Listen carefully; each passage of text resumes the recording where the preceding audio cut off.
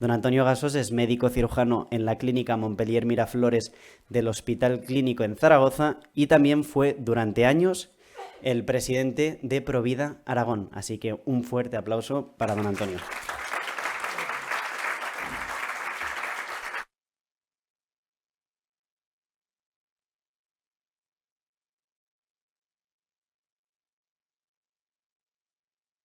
A todo el trabajo de Alicia, etcétera, etcétera. ¿Vale? Me sumo uno más.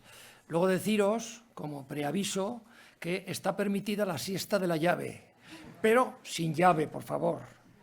No sé si conocéis la siesta de la llave, eso que te vas a ir de casa, que tienes 10 minutos, que dices, coges las llaves, pero todavía te queda un poquito de tiempo, o estás esperando a alguien que tienes que llevar, te sientas en un sofá y de repente se te cae la llave y te despiertas. Y parece una tontería, pero se descansa, es como un reseteo, ¿sabes? Ya he contado el chascarrillo, ahora ya estoy contento. Bueno, el título de la charla, ya sabéis que es El engaño y la verdad del aborto, dentro de El bien siempre vence, que es el título del congreso. Como me diría mi mujer, que está aquí, dice, ¿para qué cuentas algo que ya sabemos? Si lo he vivido, pues lo cuento para yo reafirmarme en de lo que se trata, ¿no? Bueno, yo soy cirujano general y estoy acostumbrado a operar y hacer actos cruentos. Y cuando yo me planteaba decir, bueno, ¿qué es un aborto? ¿Qué es un aborto provocado? No voy a hablar de los abortos naturales, voy a hablar de los abortos provocados. Un aborto provocado es siempre un acto cruento. ¿Por qué? Porque hay derramamiento de sangre, siempre hay derramamiento de sangre. Sea como sea, porque ya sabéis que el aborto se practica de tres formas principalmente. Hay un aborto químico, que se le da una medicación o bueno, por llamarle medicación, se le da un químico a la mujer para que se desprenda lo concebido y salga abortado. Y siempre, en ese caso, también hay sangre, porque se produce una rotura de la placenta, una desconexión del hijo y la madre. Los otros dos casos son más cruentos todavía, en el sentido de que uno es el aspirativo, se introduce por la vía genital femenina un aspirador potente, y aspira todo lo que hay, y desaparece la criatura. Y el tercer caso es el aborto instrumental, en el cual se introducen una serie de instrumentos dentro del útero y como algunas veces en abortos ya muy avanzados, la salida de la criatura pues, sería difícil, se le trocea y se le saca afuera. Perdonad que sea un poquito cruel, pero es que es la realidad. Es decir, el aborto es un acto cruento, porque hay derramamiento de sangre y hay otra característica, y es que se para un corazón que late a más de 100 minutos, a más de 100 latidos por minuto. Son las dos grandes características del aborto, esas dos. Y dices, bueno, ¿y cómo estás seguro de que el aborto siempre hay derramamiento de sangre? Que eso lo tengo muy claro. Y que siempre se tiene que parar un corazón. Bueno, nada más hay que conocer cuándo se empieza a contar un embarazo. Un embarazo se empieza a contar siempre desde el primer día de la última regla.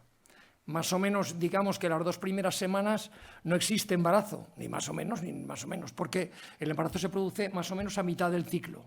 Es decir, y luego, si el embarazo se produce más o menos a mitad del ciclo, la mujer se entera que está embarazada 2 semanas después, más o menos, cuando le deja de venir la regla. Es decir, que ya han pasado 4 semanas de embarazo cuando la mujer se entera que está embarazada. Hay que tener en cuenta que el corazón empieza a latir, es decir, empieza a haber circulación a partir del día 19, 20, 21 aproximadamente. Diríamos quinta, sexta semana. Normalmente los abortos, cuando la mujer se entera que está embarazada, simplemente con que piense que tiene un retraso, ya es una semana más, ya estamos en la quinta semana. Es decir, cuando se produce, si luego tiene que hacer todas las cosas burocráticas que hay que hacer para que ir al médico, no sé qué, no sé cuántos, todo eso, siempre hay derramamiento de sangre y parada cardíaca. Si fuéramos capaces de desvestirnos de toda la ideología de todas las circunstancias y pudiéramos volver a un estado de inocencia original, ¿qué diríamos de un aborto? ¿Qué pensaríamos nosotros? Si nos desvistiéramos de todas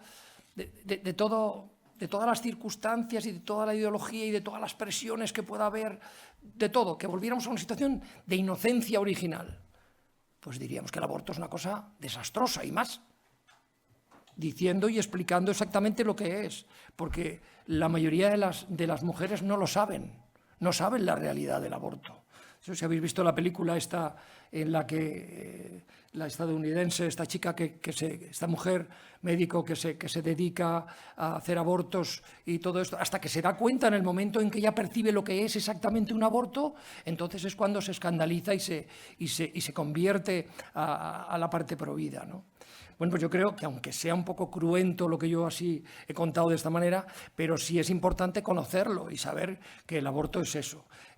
Y que lo que pretende es acabar con la vida de una persona, un ser humano concebido pero no nacido. A diario estamos hablando de la realidad del aborto, porque esto es el engaño y la verdad, la realidad del aborto. La OMS dice que se practican en el mundo unos 73 millones de abortos anuales. Son datos de la OMS, ¿eh? Entonces, esos 73 millones de abortos, si tú sumas 10 años, ya son 730 millones de personas. Han dejado de nacer en el mundo más de 1.000 millones de personas, de seres humanos, únicos e irrepetibles. No habrá otro ser humano como ese. En España, que ya sabéis que se aprobó el aborto en 1985, la primera ley del aborto, de despenalización del aborto fue en 1985, en España más o menos se calcula que son más de 2,5 millones, menos 2,5 millones de españoles. Hombre, qué riqueza, 2,5 millones de seres humanos. 2 millones de seres humanos que tendrían ahora, el mayor tendría 35, 40, no he hecho bien el cálculo, pero bueno, más o menos, ¿vale? Es decir, la cantidad de cosas buenas que nos hemos perdido con todas estas personas. Entonces, una vez hemos visto cuál es la realidad del aborto, ahora nos interesa saber qué es lo que pasa con el engaño. ¿Quién nos ha engañado? ¿Quién nos está engañando? Porque alguien nos está engañando, ¿eh? Empezamos cosas como lo que hemos conocido, que se ha comentado aquí, el caso de Roe contra Wade en Estados Unidos. Le meten un gol a la Corte Suprema americana y la Corte Suprema declara que el aborto no puede ser prohibido en Estados Unidos durante los 3 primeros meses. Lo declara constitucional. Pero unos años después, en el año 2022, rectifican y al darse cuenta de las trampas de aquel caso, el aborto ha dejado de ser un derecho, gracias a Dios, ha dejado de ser un derecho constitucional 50 años después. Pero en estos 50 años el daño ya está hecho. Ha habido un montón de abortos y un montón de leyes que han permitido el aborto en un montón de países, cosa que es una pena. Pero no me gustaría que quedáramos con la parte negativa, ¿eh? Más cosas sobre el engaño del aborto. No sé si os acordáis algunos, bueno, no, que aquí sois todos muy jóvenes, de lo que pasó en España en 1985. Una de las, ¿cómo se llama esto?, de las cosas que decían es que en España había 300.000 abortos clandestinos, que cómo íbamos a permitir eso. 300.000 abortos clandestinos, cuando legalmente en España se calcula que son unos 90 y tantos mil abortos. Luego alguien nos engañó en ese momento. Yo reconozco, y te lo he contado, me parece que te lo he contado a ti, Leire, que yo reconozco que cuando se aprobó el aborto en España en 1985, yo pensaba que no se iba a aprobar, porque decía, es imposible que esto se apruebe. Pero sí, se aprobó como una despenalización. En principio se dijo, bueno, esto es algo malo, pero lo vamos a permitir. Vamos a permitir que en 3 casos se pueda abortar. Porque, claro, hay 300.000 abortos clandestinos. Pero yo no sé quién se inventó esa cifra, pero yo recuerdo verla en los periódicos. Sorprendente. Bueno, pues ahí había un engaño clarísimo, entre otros muchos, ¿no?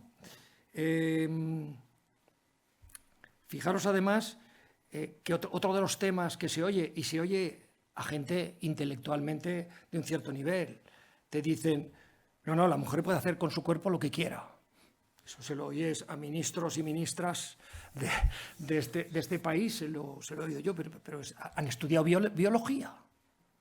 ¿De verdad han estudiado biología esta gente? Seguro que le suspendieron, porque la mujer puede hacer lo que quiera con el cuerpo. Yo, mirando un poquito la historia de todos nosotros, todos hemos pasado por eso, todos hemos sido una célula.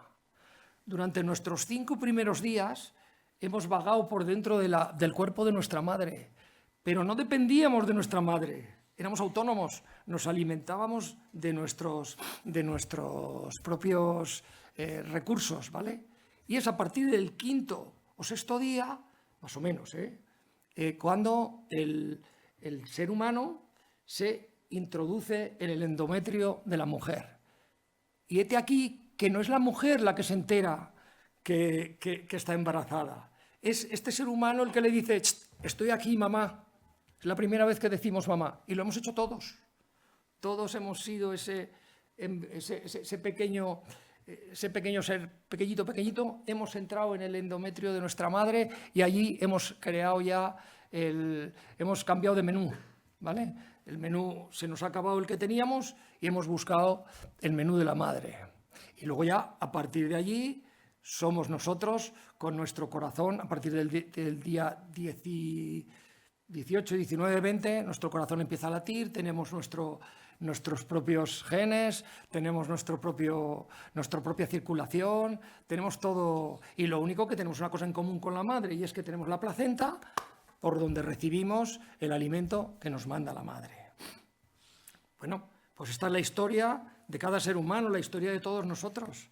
Eso es una historia maravillosa. ¿Cómo puede decir una persona que puede hacer lo que quiera con su cuerpo si es que no es su cuerpo? A ver si se enteran. El primero que dice, aquí estoy yo, es la criatura. Y ese primer modo de decir, con nuestra química, ¿verdad?, hace que la mujer empiece a tener unos cambios. Su cuerpo empieza a funcionar al 150%. Empieza incluso, las mujeres que sabéis que es un embarazo, cambian los olores, te apetecen ciertos alimentos, hay personas que tienen náuseas, todo. El niño les acaba de decir, estoy aquí, pero es él. La primera noticia la da él, no la da a la madre. La madre se entera porque el otro le llama, ¿vale? Es muy importante tener este pequeño detalle, ¿vale? Bien, luego nos han dicho lo de la interrupción voluntaria del embarazo, como si dijera, interrupción voluntaria de la vida, te voy a interrumpir la vida. Bueno, pero luego la podré reanudar. No, es interrupción definitiva. Y luego una cosa que siempre me ha sorprendido. Durante una época formamos en Zaragoza, hicimos un equipo que se llamaba el Teléfono por la Vida, que tuvimos una serie de casos de mujeres que estaban en situación de dificultad, que les habían aconsejado que abortaran, y entonces nosotros teníamos un equipo de voluntarios, mayoritariamente voluntarias, que les acompañábamos. Íbamos a recoger a sus otros hijos, lo que hiciera falta. Hicimos de todo. Y muchas de las mujeres con las que yo hablé solamente me dieron un argumento: es que ahora no me viene bien. Yo digo, bueno, que no me viene bien. ¿Cuántas cosas no me viene bien a mí en la vida? Pues yo, de verdad, que por supuesto que no se puede, a nadie puedes juzgar, pero el único argumento que oí yo más veces, el argumento que más veces oí fue ese: es que ahora no me viene bien. Bien, ahí lo dejo. Creo que hay una persona aquí entre el público, que he quedado con ella, que se llama Leire, que yo creo que todos conocéis, que tiene un testimonio muy interesante, mucho más interesante que yo, porque yo cuando he llegado aquí, que les voy a contar una cosa, cuando he llegado aquí, yo como soy de Zaragoza, cuando llego a Madrid tengo el complejo de Paco Martínez Soria. Empiezan a pasar coches por todas partes, salen, entran, vienes aquí y dices, madre mía, con las cosas que han contado, cosas tan importantes, si es que he llorado hasta moco tendido, haciendo con hipo, incluso con algunos de los testimonios. pues creo que Leire nos va a dar un testimonio que nos va a hacer llorar seguro, vamos.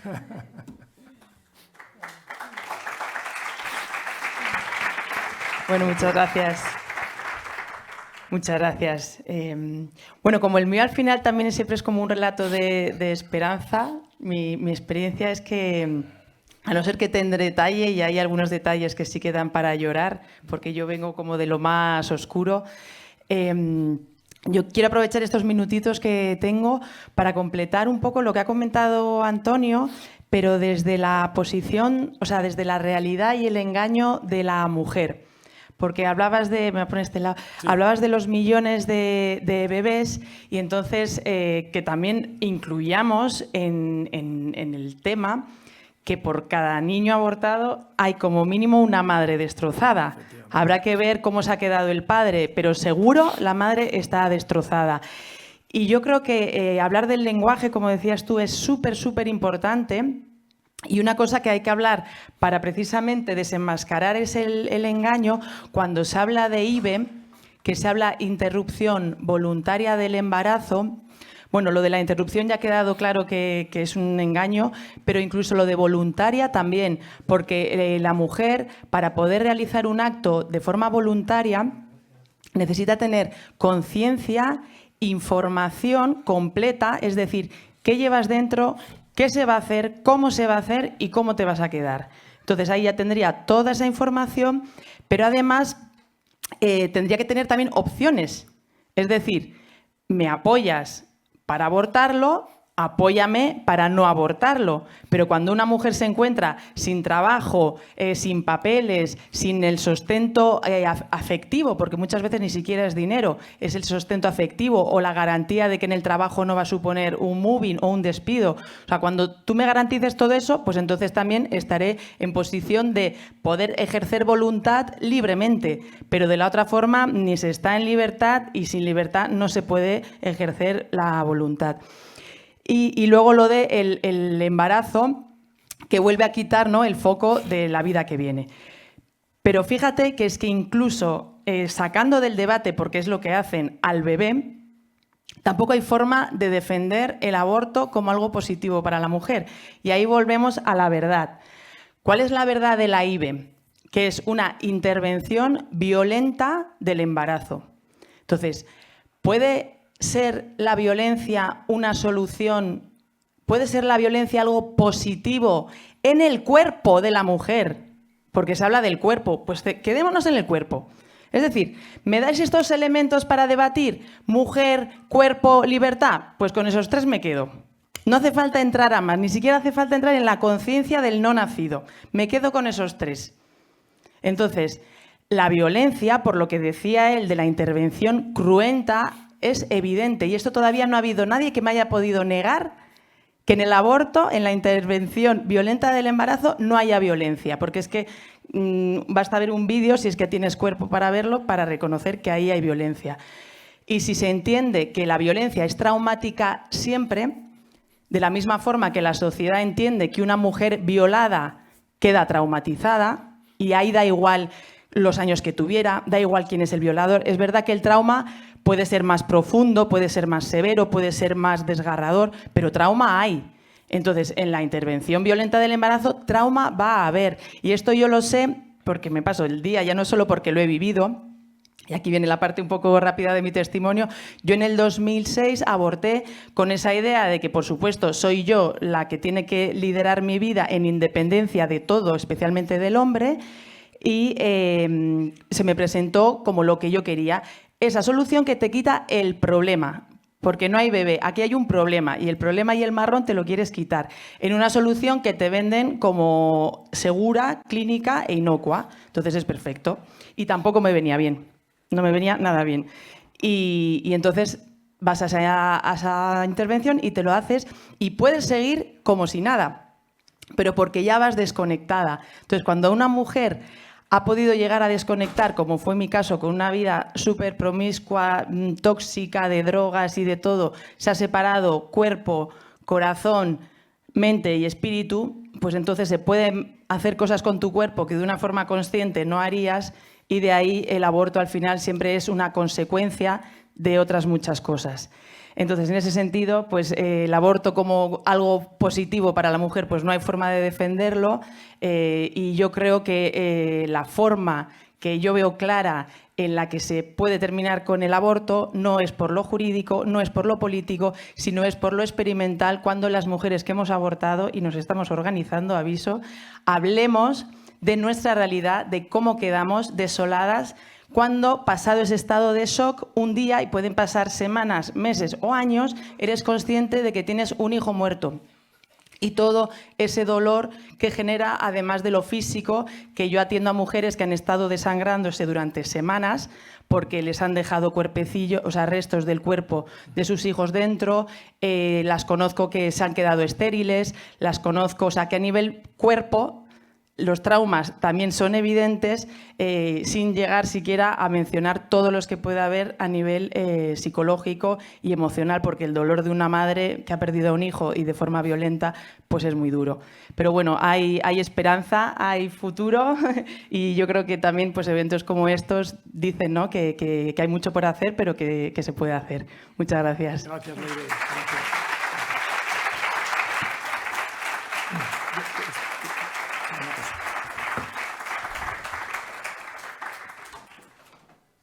Me queda el final. Como, es que yo he leído para yo a mí mismo decirme: engaño del aborto, verdad sobre el aborto, el bien siempre vence, el bien siempre vence. Porque no debemos olvidar una cosa muy importante que a veces nos olvidamos, aunque aquí ha salido, pero nos olvidamos. En la ecuación respeto a la vida, defensa de los derechos de la dignidad de la persona, hay un factor fundamental, el factor más importante, que se llama Dios. Nosotros no somos una molécula material de un mundo casual. En un universo casual no lo somos. Somos criaturas que Dios ha querido, que Dios ha creado. Ahora, en el último siglo, los científicos han descubierto una serie de cosas muy importantes. Que el universo tiene fin. Hay un anuncio por ahí que dice: mamá, he descubierto que el universo es infinito. Digo, qué poco le han enseñado a este niño. El universo tiene fin y tuvo principio. Y resulta, ¿cuál es la teoría del comienzo de la vida? El Big Bang, del comienzo del universo, perdón. Se ha descubierto cómo el universo ha ido poco a poco en los miles de... Se sabe, le han puesto hasta la fecha en que empezó el universo, en que se creó el universo. Y cómo a lo largo de los años se ha ido preparando todo de una manera súper especial, milimétricamente, para que la vida exista. Cuando veníamos de Zaragoza esta mañana, que por cierto nevaba allá por Medinaceli, le he dicho a mi mujer 4 veces: qué bonito está el campo, qué verde. Crecen las hierbas hasta en las rocas. Es impresionante cómo la vida surge. Bueno, pues durante siglos y siglos y siglos, millones de años, Dios ha estado preparando para que existiera una zona donde pudiera haber vida. Y en esa vida estamos nosotros, los seres humanos, que tenemos alma y cuerpo. No estoy hablando de religión, estoy hablando de la verdad. Que Dios exista no es religión, es verdad. Y si uno conoce científicamente el origen del universo, conoce científicamente cómo las relaciones de las leyes físicas y todo, se da cuenta de que todo es mucho más fácil de comprender si hay un ser creador, si hay alguien que ha estado allí creando las cosas y que ha hecho un acto amoroso. Por eso no nos olvidemos que en la ecuación del aborto, en la ecuación de la vida, el factor más importante es Dios. Porque en el momento de la concepción, Dios crea un alma inmortal. No nos olvidemos de eso. Con lo cual, ahí el aborto ya no tiene ningún sentido. Claro, si hay gente que piensa que solo somos materia, dice, bueno, me da igual. ¿Por qué en Francia acaban de decir que el aborto pasa a ser un derecho constitucional? ¿Quién hay que pueda dar derechos? A ver, los derechos, ¿quién los tiene? Los derechos los tengo yo.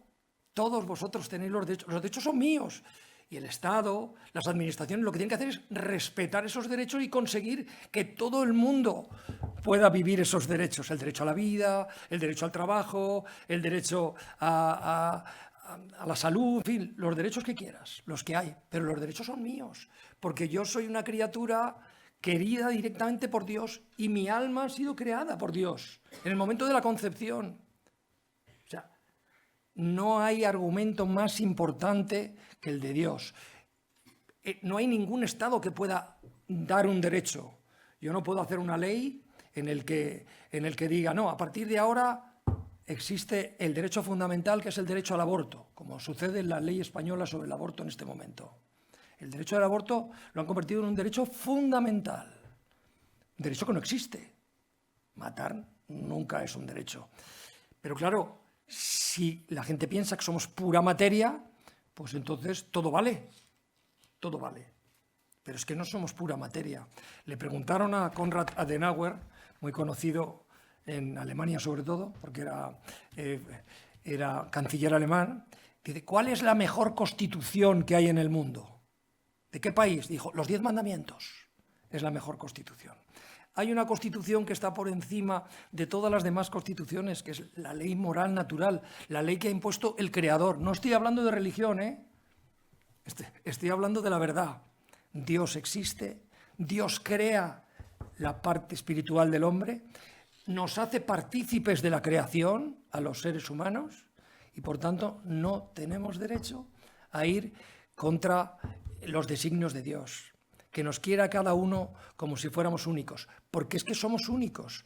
Todos esos miles de millones de seres humanos que han dejado de nacer son criaturas únicas y sus almas, no sé dónde estarán, pero están. Que lo sepáis, ¿vale? Pues si acaso alguno se olvida. No nos podemos olvidar de eso. Los derechos humanos los tenemos de fábrica. Yo creo que con esto ya es suficiente. Os agradezco mucho la paciencia que habéis tenido a estas horas, que nadie se haya dormido la siesta de la llave y si alguno se ha dormido, por lo menos no tenía la llave en la mano, para que se le haya caído al suelo.